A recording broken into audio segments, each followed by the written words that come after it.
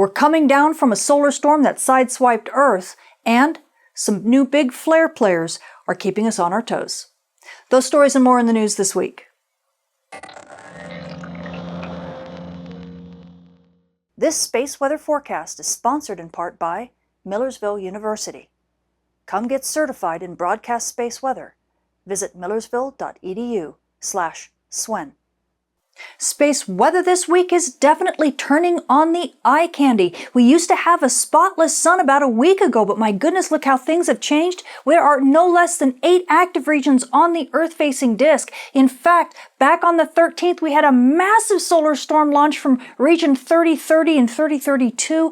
This launched a beautiful solar storm that had a gorgeous signature in coronagraphs, but sadly, this solar storm went pretty much to the east of Earth, and it only sideswiped us, which bumped us up to storm levels. It was enough to do that, but it wasn't the long-lasting storm we were hoping for. Things are already beginning to calm down, and on top of that, we've got a little bit of fast solar wind from the coronal hole that's been rotating in through the Earth strike zone, but that's also going to calm down in the next day or two, and things are going to quiet down, at least on the solar storm front. Meanwhile, we do have multiple big flare players, including region 3036, 3037, and then of course 3030. These are all M flare players, and they've actually given us about a 10% chance of an X-class flare, so we're definitely watching these as they continue to give us small radio blackouts and things of that nature. We also have potential for radiation storms, but that has also kind of died down and will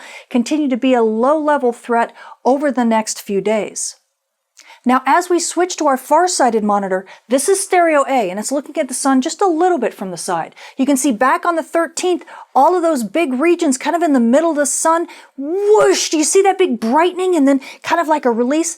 That was the big solar storm that was launched to the east of Earth. It was a massive solar storm, and that basically quieted down all of these regions. We've been getting a few big flares from there, but not really anything as substantial when it comes to solar storms. However, Earth-directed solar storms are still on the menu. On top of that, as we look east of those big regions, you can see a few more smaller regions. These are also solar storm players, at least one or two of them are, and they're kind of giving us little things here and there. On top of that, we've got a few regions on the sun's far side that we can't see that we are going to be rotating into stereo's view in a few days. Those have also been firing some solar storms, including one really big one. So we're definitely interested in seeing what regions, what they'll look like when they enter into stereo's view. Meanwhile, as we continue looking at the disk, you can tell that the solar flux is definitely up compared to what it was last week. So amateur radio operators and emergency responders definitely enjoy the radio propagation on Earth's dayside.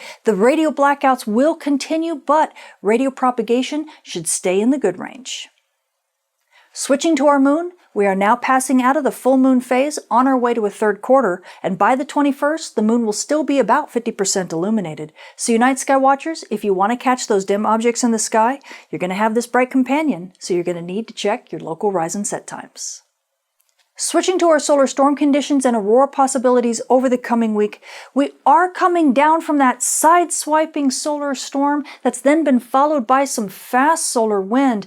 And as that continues to calm down, it's still giving us a little bit of unsettled conditions. In fact, at high latitudes, NOAA is expecting unsettled conditions, but we have up to about a 30% chance of a major storm. And this is going to storm over the next couple days before things begin to slowly settle down. And in fact, as we move into the early part of next week, we still could see about 20 or 15% chance of active conditions, because things are just going to continue to be unsettled with these small pockets of fast solar wind we're seeing here and there. Now, mid-latitudes, we're also expecting unsettled conditions, but we only have about a 20% chance of active conditions over the next day or so, and then things should really begin to calm down and settle down. And sadly, we don't have any other solar storms en route to Earth, so we're just going to have to wait until a new one is launched.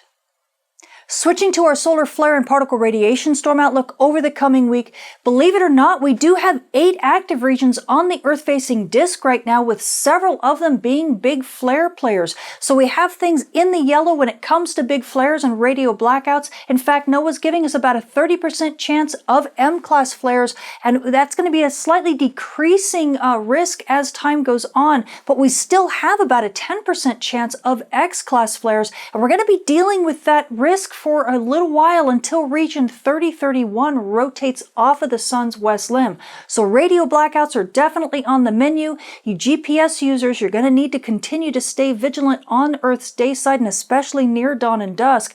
The nice thing is that solar flux is back up into the mid 100s. We're sitting almost at 150 right now, when flux should continue to stay that level easily over this next week. So amateur radio operators and emergency responders, that skywave propagation on Earth's dayside is going to stay in the good range for you. So this is good news.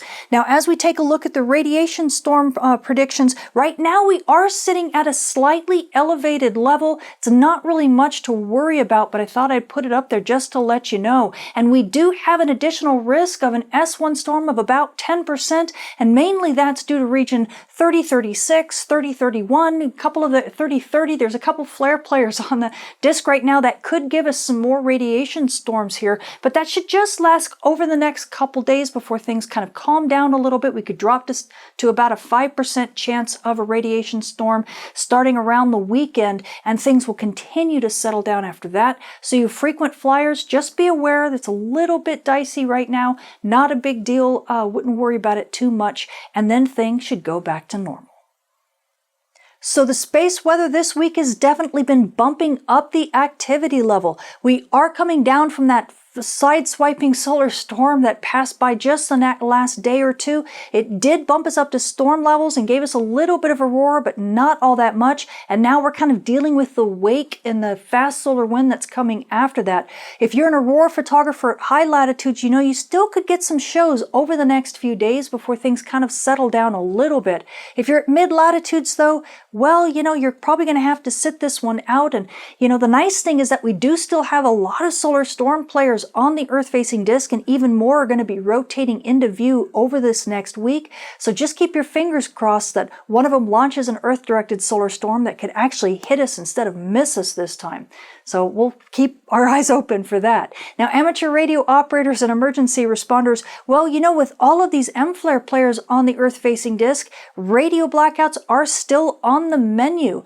But it does at least mean that that solar flux is boosted well into the triple digits. We do have good radio propagation on Earth's dayside, and these conditions are going to continue. You're just going to have to deal with a bit of noise on the bands. Sorry about that, but that's just the way it is right now, especially on Earth's dayside.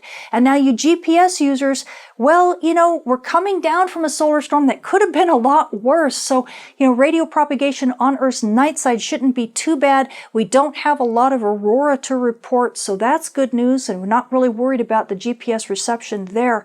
Just the issue with dawn and dusk, that's probably the biggest place to stay vigilant right now, because we do still have the chance for radio blackouts, and that always causes issues for GPS reception. I'm Tamitha Skov, the Space Weather Woman. Thank you for watching.